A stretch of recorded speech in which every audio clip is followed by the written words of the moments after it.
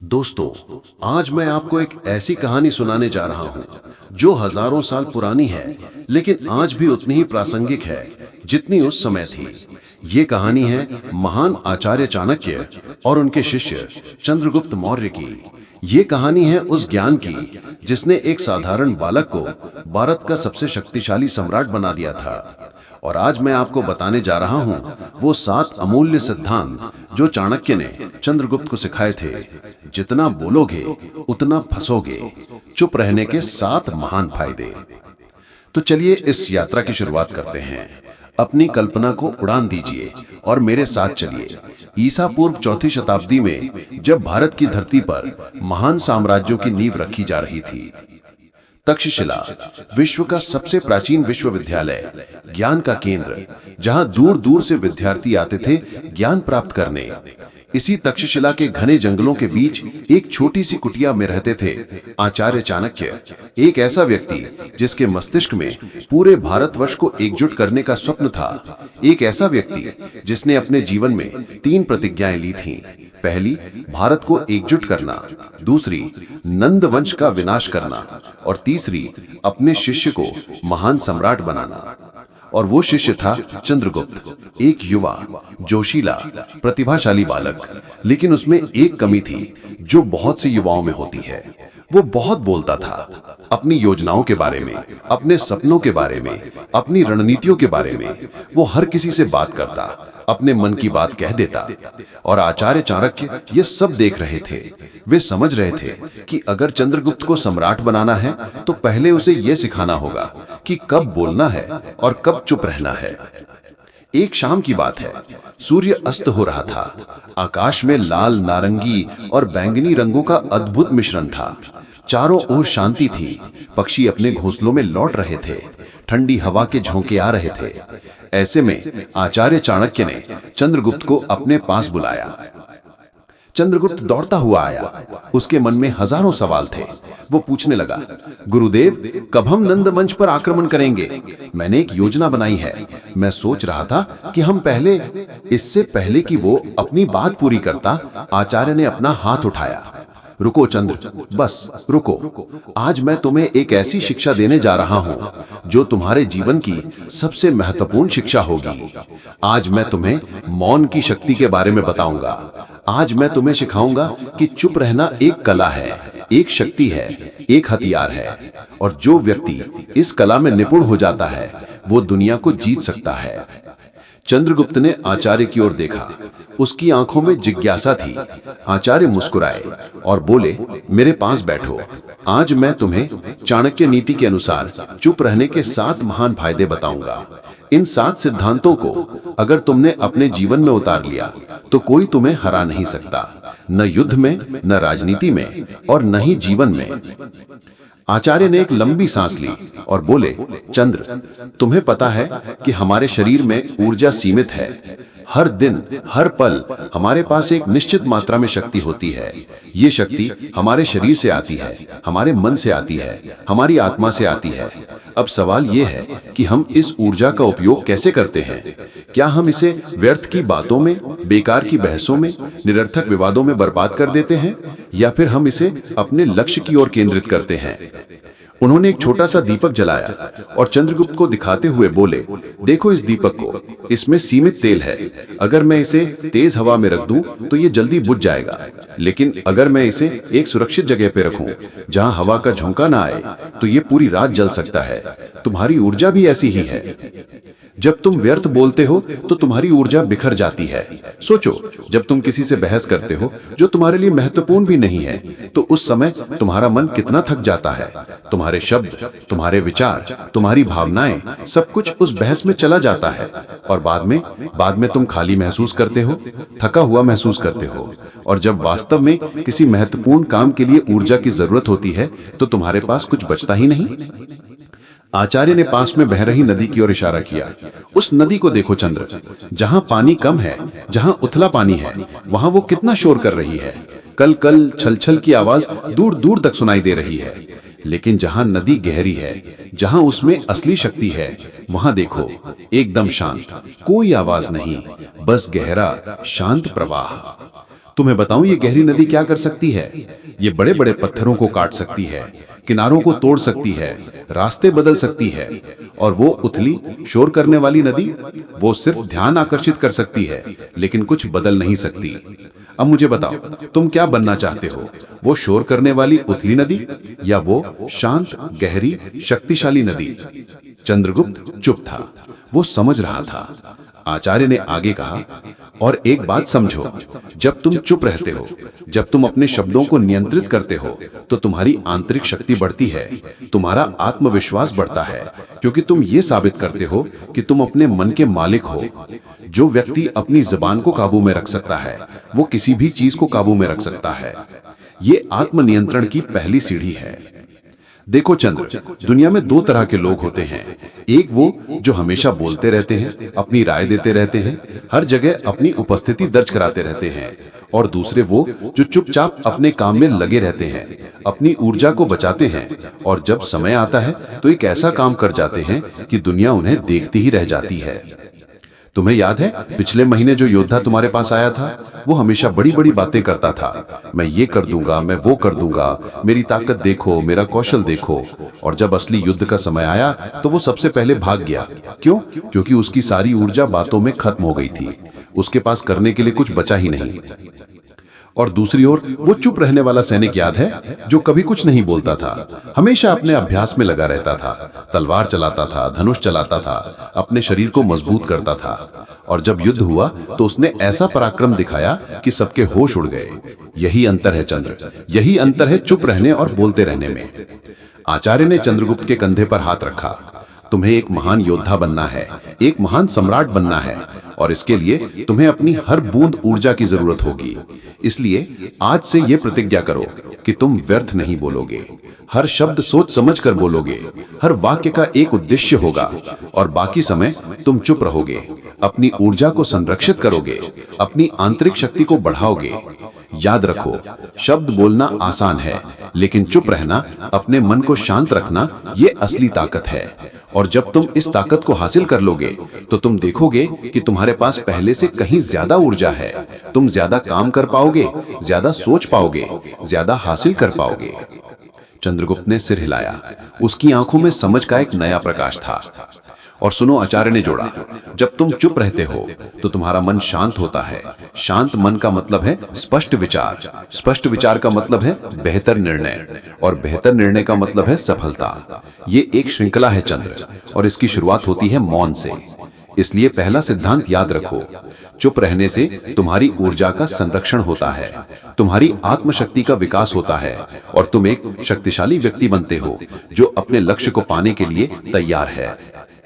रात गहरी हो रही थी, तारे आसमान में चमक रहे थे। दीपक की रोशनी में आचार्य चाणक्य का चेहरा और भी गंभीर दिख रहा था। उन्होंने चंद्रगुप्त की ओर देखा और कहा, अब मैं तुम्हें दूसरा और सबसे महत्वपूर्ण सिद्धांत बताता हूँ। ये सिद्धांत एक राजा के लिए, एक योद्धा के लिए, और किसी भी महत्वाकांक्षी व्यक्ति के लिए जीवन मरण का सवाल है। चंद्र, तुम्हें पता है कि युद्ध कहाँ जीता जाता है? युद्ध मैदान में नहीं, युद्ध मन में जीता जाता है। और मन का युद्ध जीतने के लिए सबसे जरूरी चीज क्या है? रणनीति, योजना। और इस योजना की सबसे बड़ी ताकत क्या है?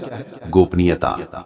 अगर तुम्हारा शत्रु तुम्हारी अगली चाल जान जाए तो युद्ध शुरू होने से पहले ही खत्म हो जाता है।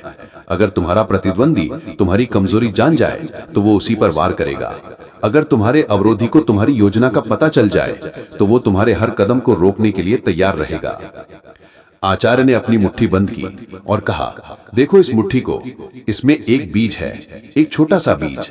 अगर मैं इसे तुम्हें दिखा दूं तो तुम जान जाओगे कि मैं क्या उगाने वाला हूं।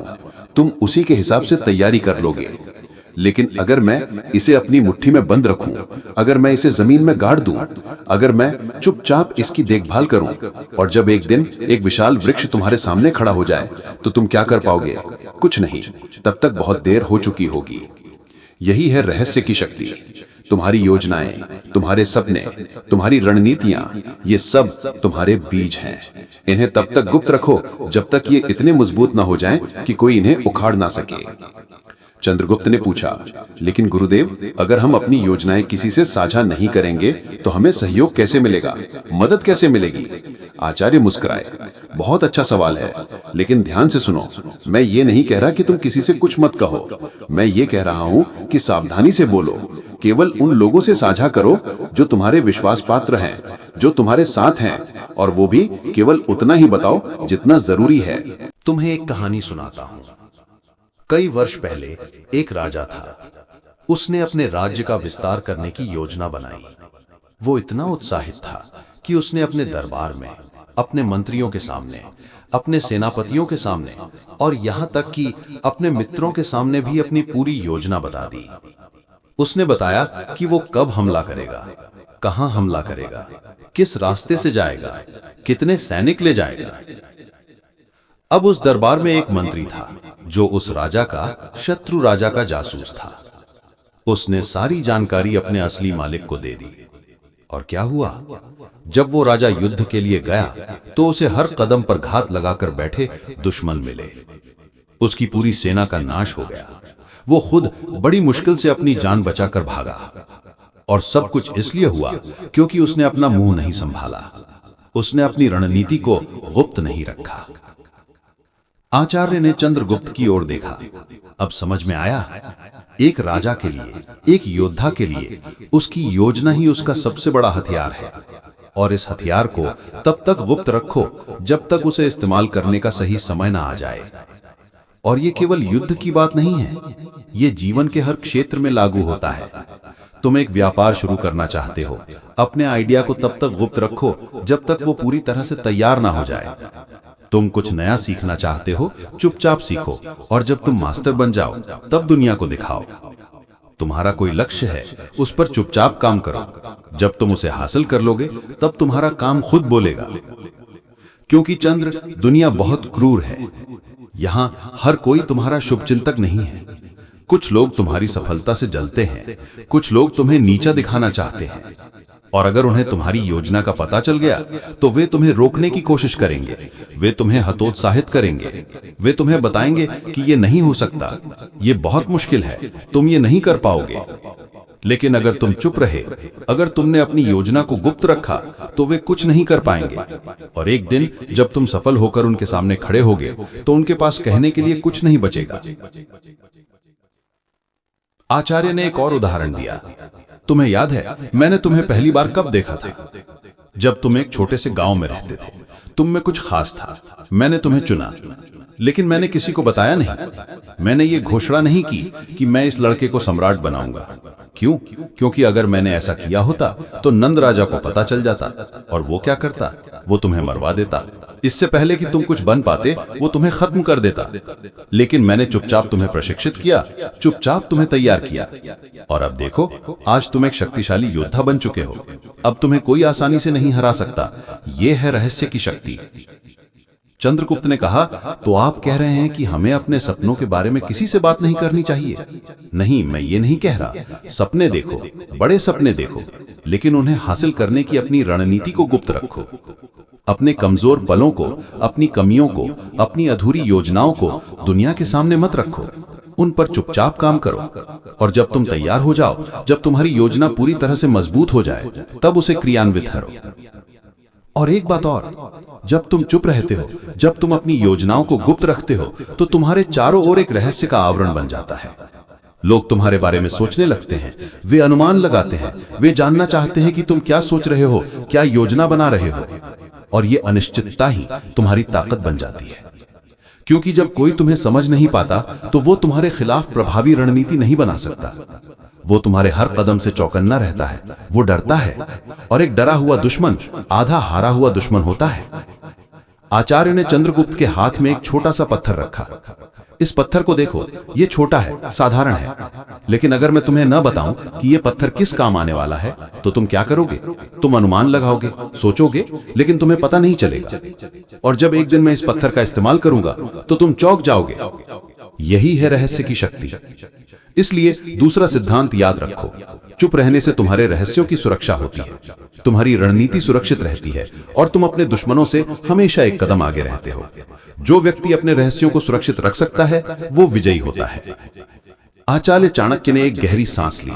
रात और भी गहरी हो चुकी थी, ठंडी हवा के झोंके आ रहे थे, लेकिन चंद्रगुप्त पूरे ध्यान से सुन रहा था। आचार्य ने कहा, अब तीसरे सिद्धांत पर आते हैं।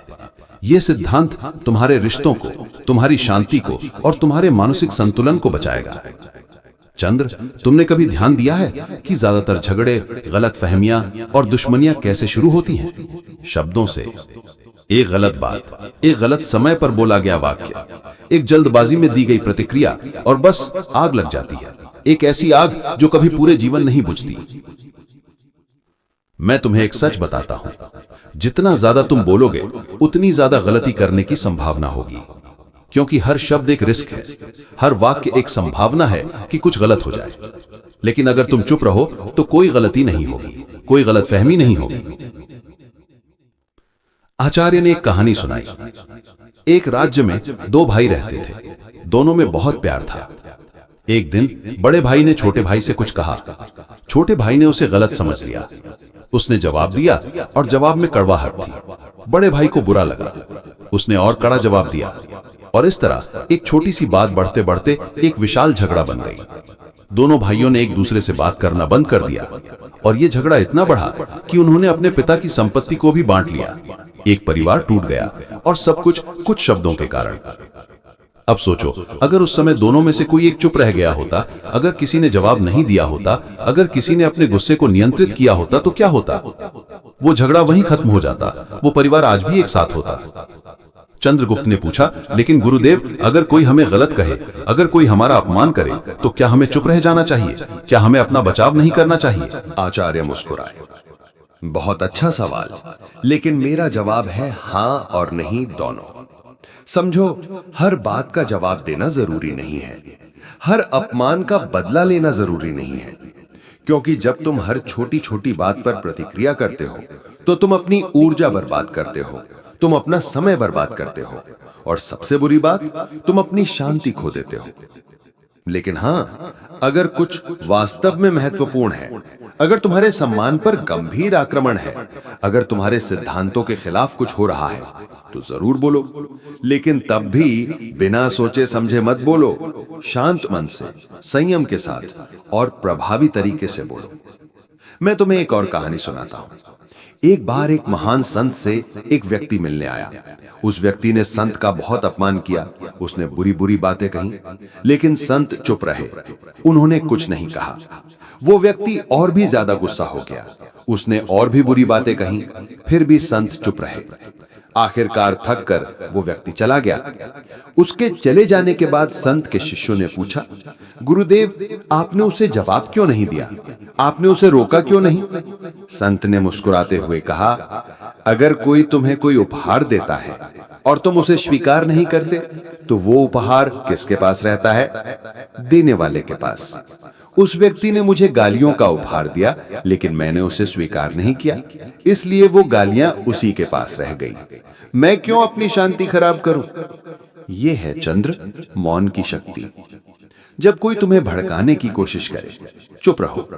जब कोई तुम्हारे साथ बेकार की बहस में उलझाना चाहे, चुप रहो, क्योंकि बहस में दोनों पक्ष हार जाते हैं। भले ही कोई जीत जाए, लेकिन रिश्ता हमेशा हार जाता है। आचार्य ने आगे कहा, और एक महत्वपूर्ण बात, जब तुम गुस्से में होते हो तब कभी मत बोलो।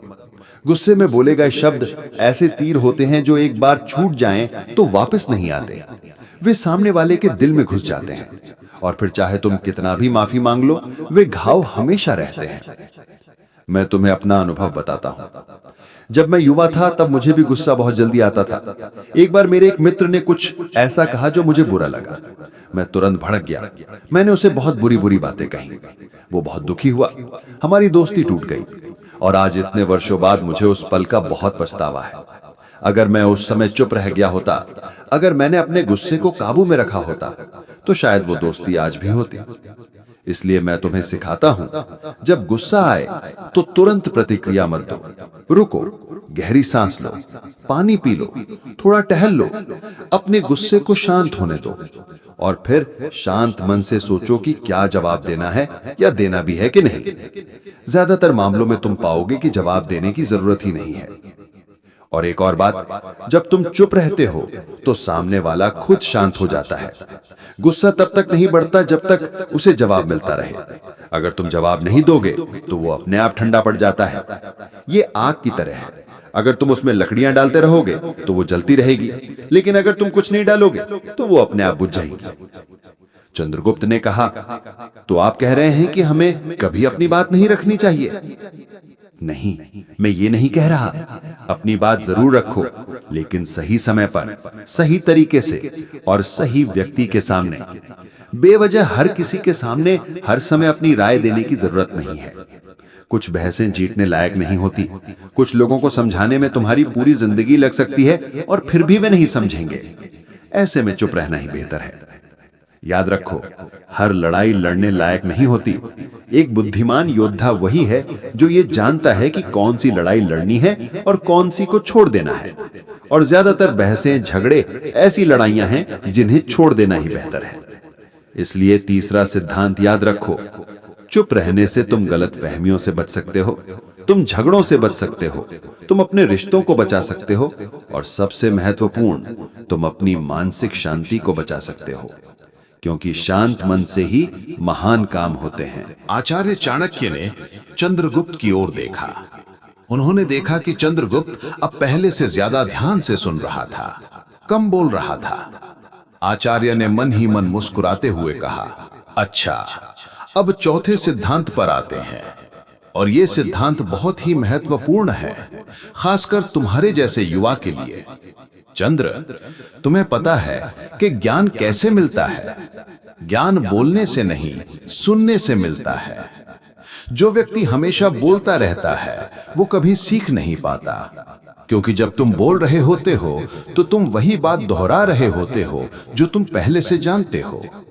लेकिन जब तुम चुप रहकर सुनते हो तो तुम कुछ नया सीखते हो। प्रकृति ने हमें दो कान दिए हैं और एक मुंह। इसका अर्थ है कि हमें 2 गुना सुनना चाहिए और आधा बोलना चाहिए। लेकिन हम क्या करते हैं? बिल्कुल उल्टा। हम ज्यादा बोलते हैं और कम सुनते हैं, और फिर आश्चर्य करते हैं कि हम आगे क्यों नहीं बढ़ रहे। आचार्य ने एक उदाहरण दिया। तुमने देखा होगा, जब हम किसी बुजुर्ग से, किसी अनुभवी व्यक्ति से बात करते हैं और अगर हम ध्यान से सुने तो वे अपने अनुभव से हमें कितनी महत्वपूर्ण बातें बता सकते हैं। लेकिन अगर हम उन्हें बीच में ही टोकते रहें, अगर हम अपनी राय देते रहें, तो हम उस ज्ञान से वंचित रह जाते हैं। मैं तुम्हें एक कहानी सुनाता हूं। एक युवक एक महान ज्ञानी के पास ज्ञान प्राप्त करने गया। ज्ञानी ने उससे कहा, बैठो, चाय पियो, और वे चाय बनाने लगे। युवक बैठा, लेकिन वह बोलना शुरू कर दिया। मैंने ये पढ़ा है, मैंने वो सीखा है, मुझे ये पता है, मुझे वो पता है। वह लगातार बोलता गया। ज्ञानी चुपचाप चाय बनाते रहे। फिर उन्होंने चाय एक कप में डालनी शुरू की। कप भर गया, लेकिन ज्ञानी डालते रहे। चाय कप से बाहर गिरने लगी। युवक चिल्लाया, रुकिए, कप भर गया है, अब और नहीं आएगा। ज्ञानी मुस्कुराए और बोले, बिल्कुल सही, यही तो मैं तुम्हें समझाना चाहता था। तुम्हारा मन भी इस कप की तरह है। वह पहले से ही तुम्हारे अपने विचारों, अपनी राय, अपने ज्ञान से भरा हुआ है। अब उसमें नया ज्ञान कैसे आएगा? पहले इसे खाली करो, चुप रहो, सुनो, तभी तुम सीख पाओगे। चंद्रगुप्त चुप था, वह समझ रहा था। आचार्य ने कहा, और देखो, जब तुम बेहतर श्रोता बनते हो तो कई फायदे होते हैं। पहला, तुम ज्ञान प्राप्त करते हो। दूसरा, लोग तुम्हें पसंद करने लगते हैं, क्योंकि हर कोई चाहता है कि कोई उसकी बात सुने। जो व्यक्ति अच्छा श्रोता होता है वह लोगों के दिलों में जगह बना लेता है। तीसरा, जब तुम सुनते हो तो तुम दूसरों को समझ पाते हो। तुम उनकी भावनाओं को समझ पाते हो, उनकी जरूरतों को समझ पाते हो। और एक नेता के लिए, एक राजा के लिए यह बहुत जरूरी है। अगर तुम अपनी प्रजा को नहीं समझोगे तो तुम उनका नेतृत्व कैसे करोगे? चौथा, जब तुम सुनते हो तो तुम सामने वाले की कमजोरियों को भी पकड़ सकते हो। एक अच्छा रणनीतिकार वही है जो अपने शत्रु को सुनता है, उसके शब्दों में छिपे संकेतों को पकड़ता है और फिर उसी के अनुसार अपनी रणनीति बनाता है। आचार्य ने चंद्रगुप्त को याद दिलाया, तुम्हें याद है कुछ महीने पहले जब वह व्यापारी आया था, वह बहुत बोल रहा था। मैं चुपचाप सुन रहा था और उसकी बातों में से मुझे पता चल गया कि वह वास्तव में हमारे लिए नहीं, नंद राजा के लिए काम कर रहा था। अगर मैं उसे टोकता रहता, अगर मैं ज्यादा बोलता, तो मुझे ये पता नहीं चलता। लेकिन मैंने सुना और उसने अपने आप में फंस गया। यही है सुनने की शक्ति। जो व्यक्ति अच्छा श्रोता होता है, वो सबसे ज्यादा जानकारी इकट्ठा करता है और जानकारी ही शक्ति है। और एक बात, जब तुम चुप रहकर सुनते हो तो तुम्हारी एकाग्रता बढ़ती है, तुम्हारी समझ गहरी होती है। तुम केवल शब्द नहीं सुनते, तुम उनके पीछे का अर्थ भी समझते हो। तुम ये समझ पाते हो कि सामने वाला वास्तव में क्या कहना चाह रहा है। क्योंकि चंद्र बहुत बार लोग वो नहीं कहते जो वे कहना चाहते हैं। वे घुमा फिरा कर बात करते हैं या फिर उनके शब्द कुछ और होते हैं, लेकिन उनका अर्थ कुछ और होता है। एक अच्छा श्रोता इस अंतर को पकड़ लेता है। एक अच्छा श्रोता व्यक्ति की आवाज में छिपी भावनाओं को भी सुन लेता है। आचार्य ने एक और उदाहरण दिया। तुम्हें याद है पिछले हफ्ते जब वह सैनिक तुमसे मिलने आया था, उसने कहा था कि सब ठीक है, लेकिन तुमने उसकी आवाज में क्या सुना? डर, चिंता। और जब तुमने उससे और पूछा, तब पता चला कि उसके परिवार को धमकी मिल रही है। अगर तुमने सिर्फ उसके शब्द सुने होते तो तुम्हें कुछ पता नहीं चलता, लेकिन तुमने ध्यान से सुना और तुमने उसकी मदद की। यही है चंद्र। सुनना एक कला है और इस कला को सीखने का एकमात्र तरीका है कम बोलना और ज्यादा सुनना। और अंत में जब तुम अच्छे श्रोता बनते हो तो तुम एक बेहतर वक्ता भी बनते हो, क्योंकि तुमने बहुत कुछ सुना है, बहुत कुछ सीखा है। अब जब तुम बोलोगे तो तुम्हारी बातों में गहराई होगी, तुम्हारे शब्दों में वजन होगा, लोग तुम्हें सुनेंगे, तुम्हारी बातों को महत्व देंगे। इसलिए चौथा सिद्धांत याद रखो, चुप रहने से तुम एक बेहतर श्रोता बनते हो, तुम ज्ञान अर्जित करते हो, तुम लोगों को समझते हो और तुम एक बुद्धिमान व्यक्ति बनते हो जिसके पास कहने के लिए कुछ सार्थक होता है। आचार्य चाणक्य ने कुछ पल के लिए अपनी आंखें बंद की, जैसे वे उस गहरे ज्ञान को अपने भीतर से खींच रहे हों। फिर उन्होंने आंखें खोली और उनकी दृष्टि में एक अद्भुत चमक थी। चंद्र, अब सुनो पांचवा सिद्धांत। ये तुम्हें समाज में एक ऐसा स्थान दिलाएगा जहां लोग तुम्हें सुनेंगे ही नहीं, बल्कि तुम्हारा सम्मान करेंगे। तुम्हारी प्रतिष्ठा आकाश को छुएगी। तुमने ये कहावत तो सुनी होगी, अधजल गगरी छलकत जाए, भरी गगरिया चपके जाए। इसका अर्थ है कि जिस बर्तन में पानी आधा होता है वो ज्यादा शोर करता है, और जो पूरी तरह से भरा होता है वो शांत रहता है। यही नियम इंसानों पर भी लागू होता है। जो व्यक्ति भीतर से खोखला होता है, जिसे कम ज्ञान होता है, वो ज्यादा बोलकर ये दिखाने की कोशिश करता है कि उसे बहुत कुछ पता है। लेकिन जो व्यक्ति वास्तव में ज्ञानी है, जो भीतर से भरा हुआ है, वो शांत रहता है। वो जानता है कि उसे कुछ साबित करने की जरूरत नहीं है। अब तुम ही सोचो, तुम किस पर ज्यादा भरोसा करोगे? उस व्यक्ति पर जो हर विषय पर बोलता है, चाहे उसे पता हो या ना हो, या उस व्यक्ति पर जो ज्यादातर समय चुप रहता है, ध्यान से सुनता है और जब बोलता है तो उसके शब्दों में वजन होता है, ज्ञान होता है? चंद्रगुप्त ने तुरंत उत्तर दिया, दूसरे व्यक्ति पर गुरुदेव। आचार्य मुस्कुराए, बिल्कुल सही। जब तुम कम बोलते हो तो तुम्हारे शब्द कीमती हो जाते हैं। लोग इंतजार करते हैं कि तुम क्या कहोगे। उन्हें पता होता है कि अगर तुम बोल रहे हो तो जरूर कोई महत्वपूर्ण बात होगी। तुम्हारी राय का मूल्य बढ़ जाता है। मैं तुम्हें एक उदाहरण देता हूं। मगध के राजा नंद के दरबार में कई मंत्री हैं। उनमें से एक है जो हर बात में अपनी राय देता है। राजा कुछ भी कहे वो तुरंत हाँ महाराज, नहीं महाराज करने लगता है। नतीजा ये है कि अब कोई उसकी बात को गंभीरता से नहीं लेता। राजा भी उसे बस एक चापलूस समझता है। और वहीं एक और मंत्री है, वो ज्यादातर समय चुप रहता है, पूरे दरबार की बहस को, चर्चा को ध्यान से सुनता है। वो घंटों तक एक शब्द नहीं बोलता, लेकिन जब राजा उससे पूछता है कि आपकी क्या राय है, और जब वो अपना मुंह खोलता है तो पूरा दरबार शांत हो जाता है। सब लोग कान लगाकर सुनते हैं, क्योंकि वे जानते हैं कि इस व्यक्ति ने सब कुछ सुना है, सब कुछ समझा है, और अब जो ये बोलेगा वो इस पूरी चर्चा का सार होगा। उसके एक वाक्य में इतनी शक्ति होती है जितनी दूसरों के पूरे भाषण में नहीं होती। चंद्र, तुम्हें वो दूसरा मंत्री बनना है। तुम्हें वो राजा बनना है जिसके एक शब्द पर साम्राज्य चले। सोचो, अगर एक राजा हर छोटी छोटी बात पर बोलता रहे, हर किसी को डांटता रहे, हर किसी को सलाह देता रहे, तो उसके शब्दों का क्या मूल्य रह जाएगा? कोई उसकी आज्ञा का पालन नहीं करेगा। लेकिन अगर राजा शांत रहता है, गंभीर रहता है और केवल निर्णय के समय बोलता है, तो उसका एक एक शब्द कानून बन जाता है।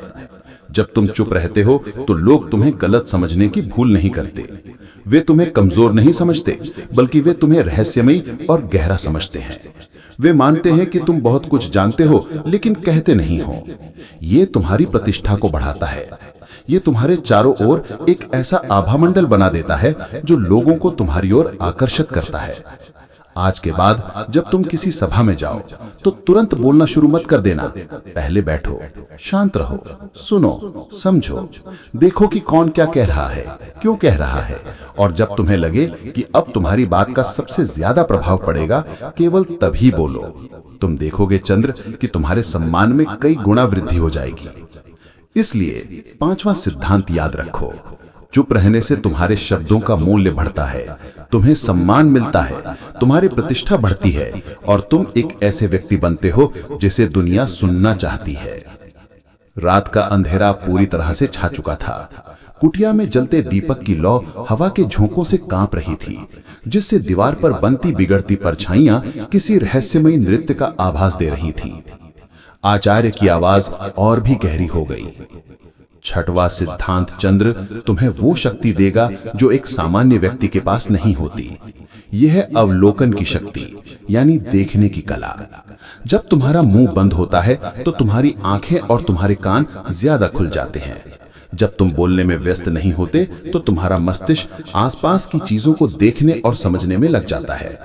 तुम उन छोटी छोटी चीजों को भी देख पाते हो जिन्हें बोलने वाले लोग नजरअंदाज कर देते हैं। एक शिकारी की कल्पना करो जो जंगल में शिकार करने गया है। अगर वो शोर मचाता हुआ जाएगा, गाता हुआ जाएगा, तो क्या उसे कोई शिकार मिलेगा? नहीं, सारे जानवर उसकी आहार सुनकर भाग जाएंगे। लेकिन एक कुशल शिकारी क्या करता है? वो चुप रहता है, एकदम शांत। वो पत्तों की सरसराहट को सुनता है, हवा की दिशा को महसूस करता है, जमीन पर बने पैरों के निशानों को देखता है।